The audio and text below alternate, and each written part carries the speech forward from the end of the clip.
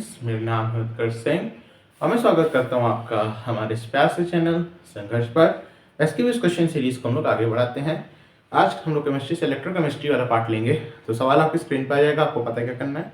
Pause करना है, try करना है, नहीं बने थोड़ी देर बाद ट्राई करना है, फिर थोड़ा सा सोल्यूशन देखना है, पूरा नहीं। तो इस तरह अपनी हैबिट डाल लीजिए, इम्प्रूवमेंट जरूर होगा। तो चलिए स्टार्ट करिए।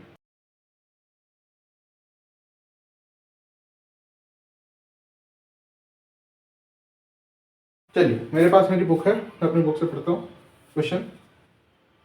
तो क्वेश्चन आपके सामने एडवांस सवाल 2018 एडवांस का है, जिसमें चुपचाप से मैं जितना दे रखा उतनी चीज लिख देता हूँ। एक आपको हाफ सेल मतलब ऐसे एक ऐसे दे रखा है, ठीक है। दूसरी बात, ये एक हाफ सेल था, दूसरा हाफ सेल की बात करते हैं। हाफ सेल समझते होंगे,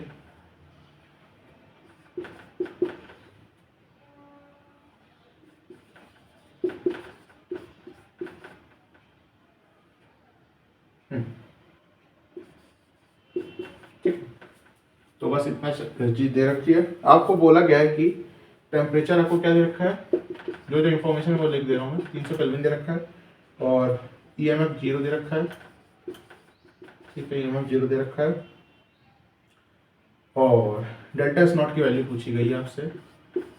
कब? जब आपको दे रखा है कि डेल्टा एच नॉट जो है इस twice the value delta G not, यानी कि डेल्टा एच नॉट जो है 2 टाइम्स डेल्टा जी नॉट है, ठीक है। ये चीज़ पूछी गई है। आपको कुछ वैल्यूज दे रखी है, जैसे आर की वैल्यू आप इस्तेमाल कर सकते हो 8.3 और जूल पर केल्विन। दूसरी बात, Ln2 आपको 0.7 दे रखा है। इतनी चीज़ें एडवांस ने आपकी कैलकुलेशन आसान करने के लिए दे दी है। आगे सॉल्व करते हैं। चलिए, इतनी इंफॉर्मेशन दे रखी है, अब हमें इस सवाल को पढ़ाना है। तो सबसे पहले तो जो हमारे दिमाग में आता है कि इलेक्ट्रोकेमिस्ट्री, सबसे पहले तो हम सेल रिएक्शन ही लिखेंगे ना। सेल रिएक्शन लिख देते हैं। तो आप देख सकते हो A सॉलिड में है और AN+ में जा रहा है। कैसे जाएगा आप मुझे बताइए। इलेक्ट्रॉन लूज करके ही जाएगा ना। ऑक्सीडेशन किसका हो रहा है? सेल पहले तो ये देखा करिए कि ऑक्सीडाइज कौन हो रहा है, रिड्यूस कौन हो रहा है। तो A सॉलिड से AN+ में जा रहा है, ऑफकोर्स A ऑक्सीडाइज हो रहा है। B 2N+ से B में जा रहा है, ऑफकोर्स B रिड्यूस हो रहा है। तो अगर मैं एक रिएक्शन लिख दूं तो AN+, ए सॉलिड ने क्या किया होगा, इलेक्ट्रॉन्स लूज किए होंगे कितने, N, और तभी ये AN+ में गया होगा। एक हाफ सेल की रिएक्शन हुई भाई। अगर आप 2 इलेक्ट्रॉन लूज करोगे तो 2+ का चार्ज आता है ना। तो N+ का चार्ज आने के लिए कितने इलेक्ट्रॉन लूज करोगे, N। और दूसरी बात करें, इसने इलेक्ट्रॉन गेन किए, B 2N+ ने इलेक्ट्रॉन गेन किए और किसमें चला गया, B सॉलिड में। अब बात समझो, B सॉलिड में गया।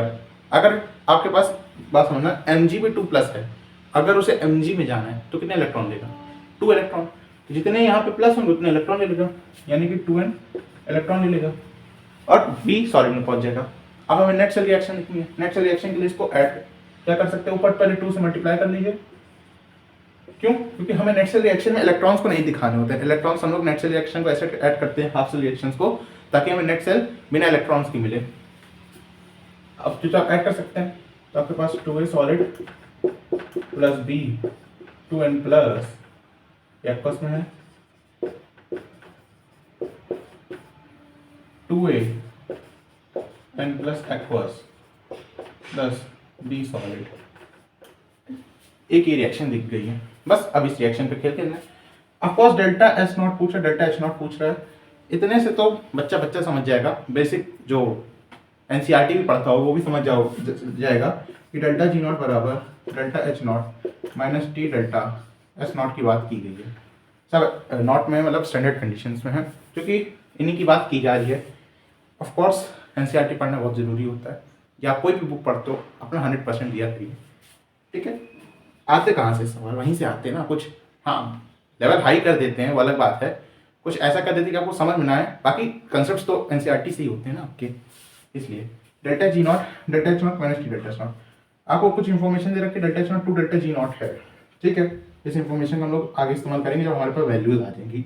अभी एक एम्पिरिकल रिलेशन है, इसको रिलेशन मान के चलिए। तो इस रिएक्शन का मुझे मतलब डेल्टा G नॉट चाहिए, है ना।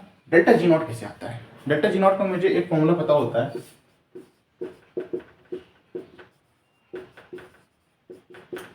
कि क्या होता है, इक्विलिब्रियम कांस्टेंट।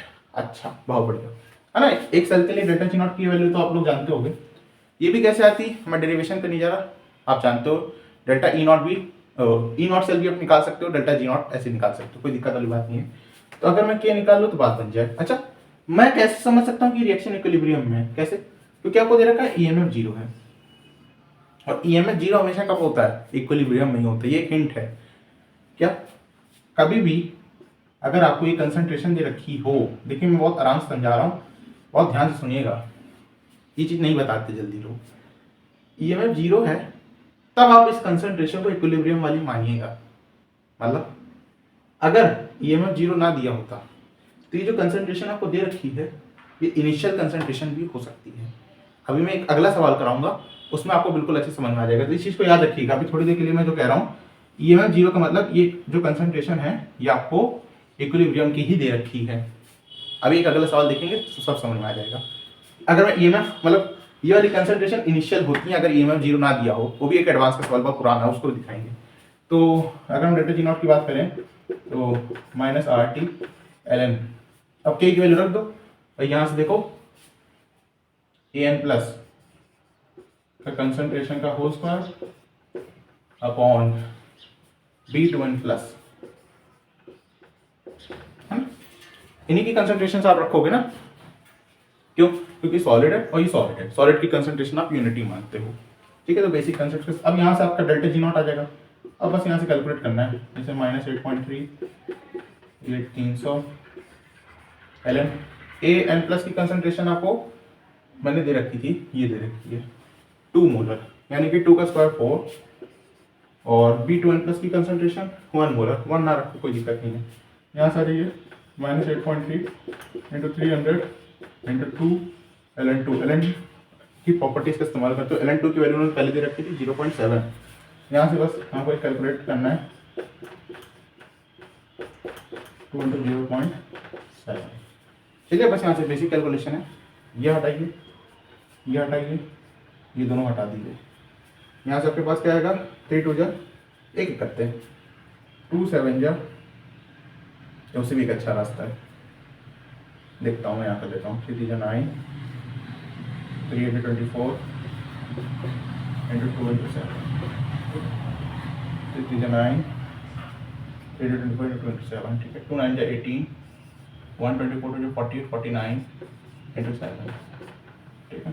अब इसको 7 से कर लीजिए, 7 8 56, 7 8 56 5, 7 9 63, 63 में 5 68 6, 7 4 28 3 4 8 6 माइनस में, ठीक है। तो डेल्टा जी नॉट जूल वाली, डेल्टा जी नॉट का जो जूल वाली यूनिट में आता है वो आ रहा है।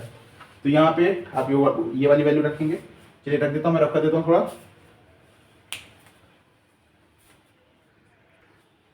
हाँ जी आपके लिए रख कर दिया, ये वैल्यू आ गई। यहाँ पे अगर हम बात करें, यहाँ पे रखते हैं माइनस 3486,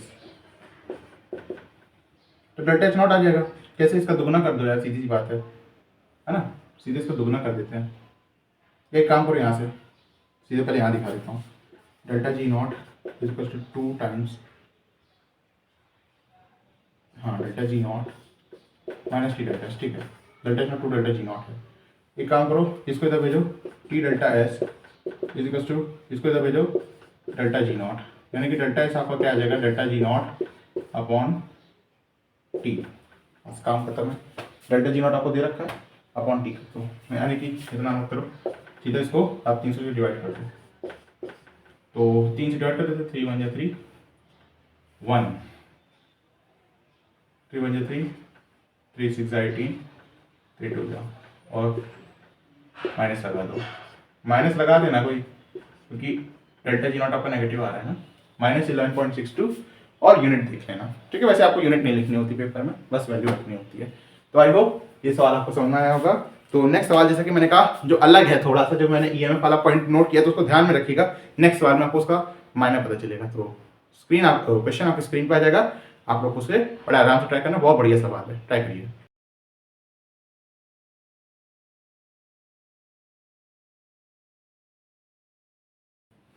हाँ जी, तो सवाल आप लोगों ने नोट कर लिया होगा, मैं अपने बुक से देख लेता हूँ। तो सवाल में एक मिनट, आपको सिल्वर का काम दिख रहा है। एक हाफ सेल में क्या हो रहा है, एजी जो है एजी प्लस में जा रहा है, ठीक है। और दूसरे हाफ सेल में क्या हो रहा है, CO2 प्लस जो है CO में जा रहा है, ठीक है। अच्छा, अब देखो साफ साफ सवाल में मेंशन है इनिशियली कंटेन्स, तो मैंने क्या बोला था, एडवांस वाले कभी भी आपको वो धोखा नहीं देंगे, सीधे मेंशन कर देंगे। अब यहाँ पर बच्चा अपना ये दिमाग ना लगाए कि इक्विलिब्रियम की कंसंट्रेशन है, बच जाएगा। जैसे 1 मोलर Ag प्लस है, 1 मोलर CO2 प्लस है, ठीक है। अब चेंज इन सेल पोटेंशियल जब मैंने 9.65 एम्पियर करंट पास कर दिया है, ठीक है, कोई दिक्कत, 1 घंटा पास कर दिया, ठीक है। अब आप समझते हैं हम लोग अपनी, यानी कि 1 मोलर इसका भी दे रखा है, इसका, और 1 मोलर इसका भी दे रखा है इनिशियली, ठीक है। मैंने इसको 1 घंटे के लिए पास किया, तो अब पूछ रहे हैं सेल पोटेंशियल में क्या चेंज आया। बहुत बढ़िया सवाल, सोचिए, ट्राई करिए।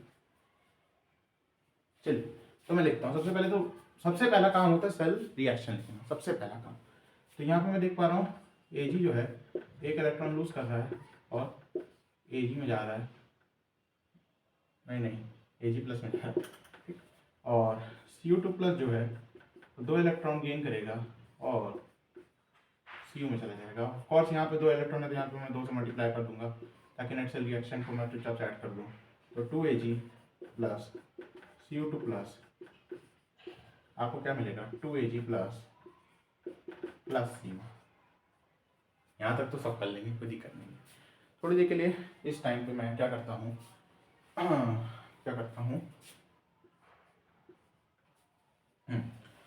चले आगे बढ़ते हैं। तो 1 मोलर आपको दे रखा है, यानी कि T बराबर 0 पे मैं यहाँ पे दिखा देता हूँ ये आपको।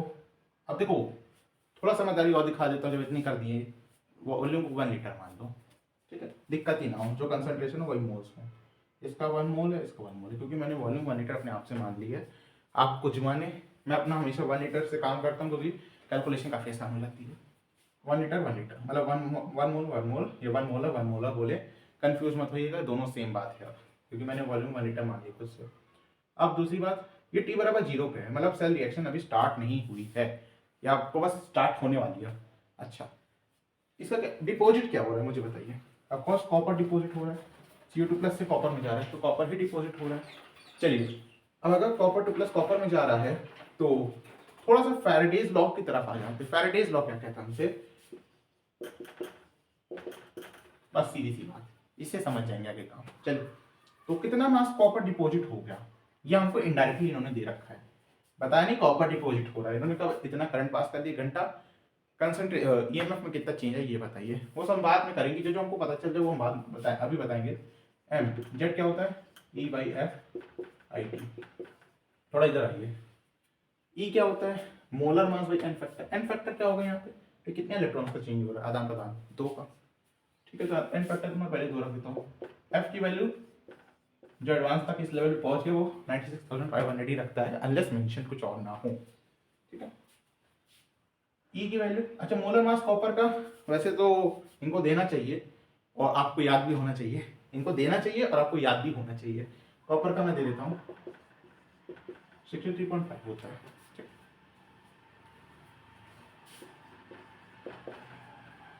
M/N/F आई कितना है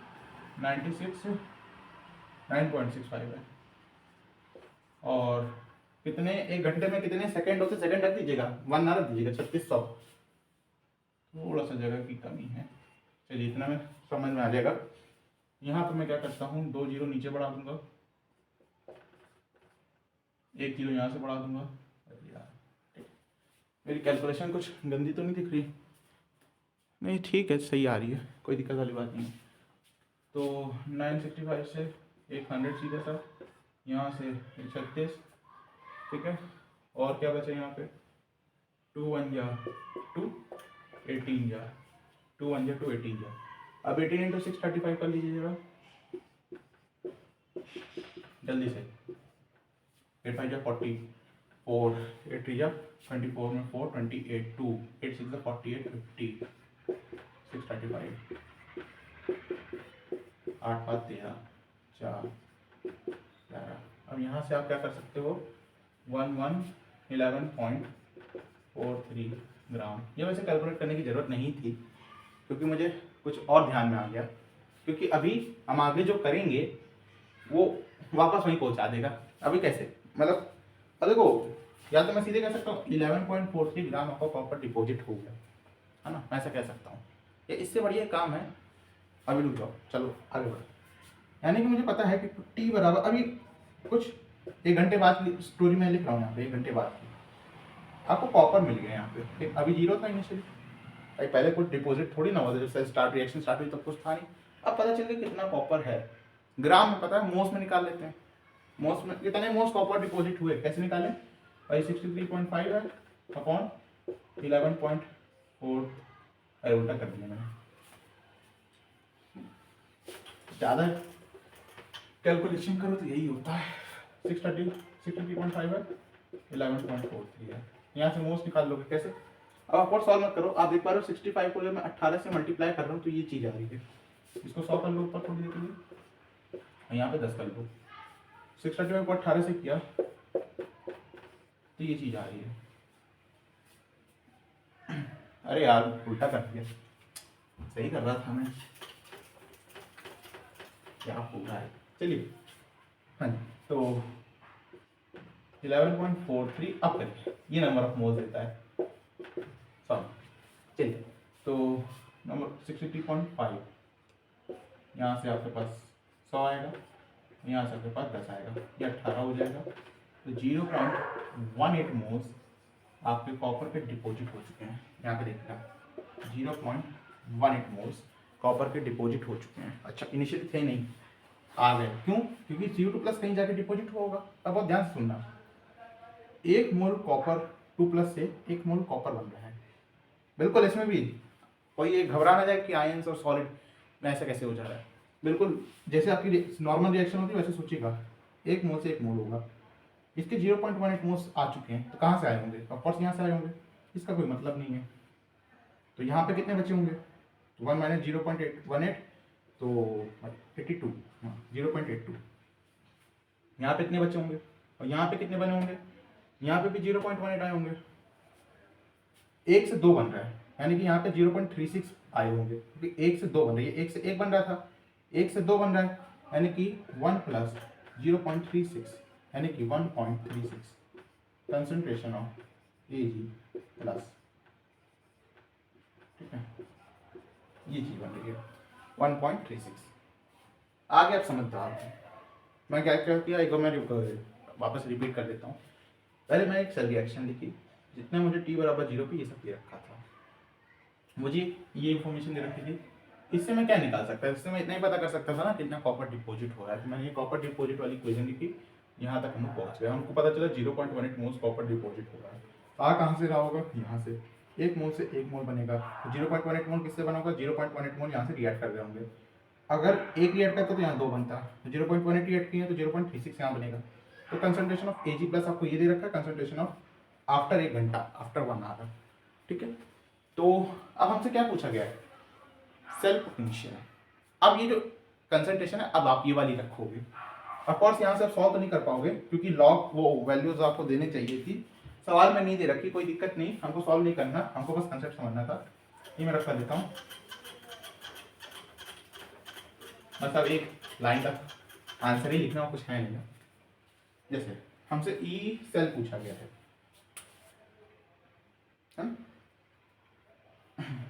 चलिए। अच्छा इनिशियली क्या था, इनिशियली जो आपका ई सेल था, हाँ ये बात इसके, वो ई नॉट सेल के बराबर ही होगा, क्यों, क्योंकि जब आप एल के अंदर भाई पूरी रिएक्शन आप क्या लिखते हो, ध्यान से सुनना, E cell E not cell minus RT by NF ln के, हाँ इनिशियली 1 था, ln 1/1 रखोगे क्या वैल्यू आएगी, ln 1 क्या होता है 0, ये चीज़ तो पहले 0 थी, यानी कि E cell initially E not cell था। अब आइए बाद में ई सेल क्या हो जाएगा, ई नॉट सेल माइनस आपका जो भी RT बाई NF ln, इसकी कंसंट्रेशन अपॉन इसकी कंसंट्रेशन, और इसकी कंसंट्रेशन का स्क्वायर भी 1.36 का होल स्क्वायर अपॉन 0.82। मेरी राइटिंग सही आ रही है? हाँ क्लियर आ रही, कोई दिक्कत नहीं है। ठीक है, अब बात समझिए, इतना मेरा पद पहले।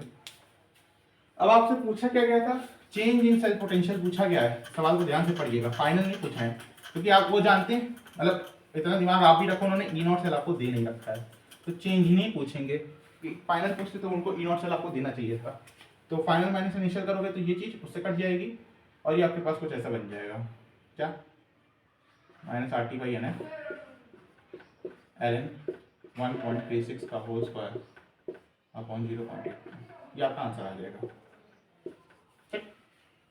इस सवाल से सीखा क्या, जो कि मैं पिछले सवाल में समझाना चाह रहा था कि कभी भी कंसंट्रेशन दे रखी हो तो प्लीज़ हमेशा उसे इक्विलिब्रियम वाली कंसंट्रेशन ना मान लें, जैसे कि इस सवाल में हुआ। पहले आपको कंसंट्रेशन दे रखी थी, जो ध्यान से नहीं पढ़े होंगे बहुत सीधा तुरंत ई सेल निकालने के लिए R T by N F L N के लगा दिया होगा, सीधा आर टी वाला formula R T by N F L N के लगा दिया होगा, और देखा होगा के 1/1 आ रहा है, तो उन्होंने एल एन के को 0 रख दिया होगा और तुरंत आंसर रख दिया होगा 0, जो कि गलत है। तो क्योंकि कॉपर डिपॉजिट हो रहा है तो कंसंट्रेशन कहाँ से आ रहा है भाई, प्लस जो कॉपर के आयन से वहीं से आ रहा है ना, तो जो आयंस आ रहा है आयंस की कंसंट्रेशन घट रही होगी वहाँ पे। तो आफ्टर 1 आवर उन्होंने कंसंट्रेशन पहले हमने निकाल ली, बस अब जब कंसंट्रेशन है तो हमारे पास में सारा खेल है। ठीक है, तो इन क्वेश्चंस को ट्राई करते रहिए, खेलते रहिए, हंसते रहिए, पढ़ते रहिए। ओम साई राम।